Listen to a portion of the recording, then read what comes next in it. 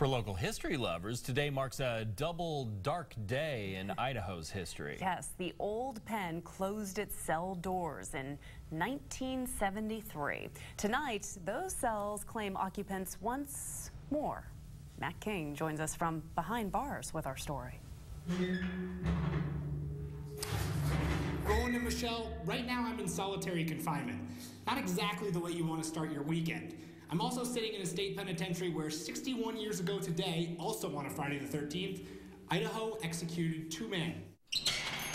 Behind lock and key on the night of April the 12th, Ernest, Walrath, and Troy Powell waited. The sun would rise one more time, and then Walrath and Powell would own the dubious distinction as the 2 youngest men the Gem State ever put to death. A lot of bad things happened here. Walrath and Powell's is also still the only double execution in Idaho's history. To teach and to mark that anniversary, the old penitentiary is giving tours at night through decrepit cell blocks that held 100 years of incarcerated Idahoans and into an execution chamber where our fine state's baddest criminals hanged. We had escapes, executions, female inmates, male inmates. Walrath and Powell joined those male inmates when an attempt to rob a Boise grocer went bad. The sense of heaviness that people get when they come here, whether you believe in ghosts or not, that's a very real thing. Walrath stabbed the grocer several times and killed him.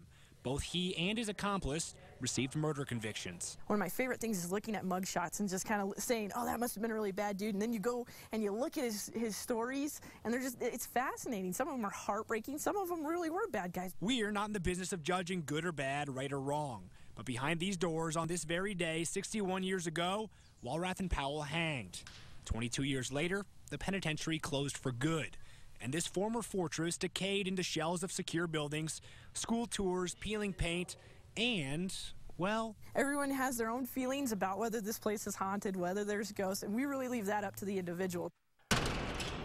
They called that solitary confinement cell Siberia. I got out early for good behavior. As for ghosts, if they do exist, they're probably in this building right here. I don't plan to stick around to find out. At the old pen, Matt King, Fox 9, News at 9. Well, if you'd like your final resting place to be in Boise,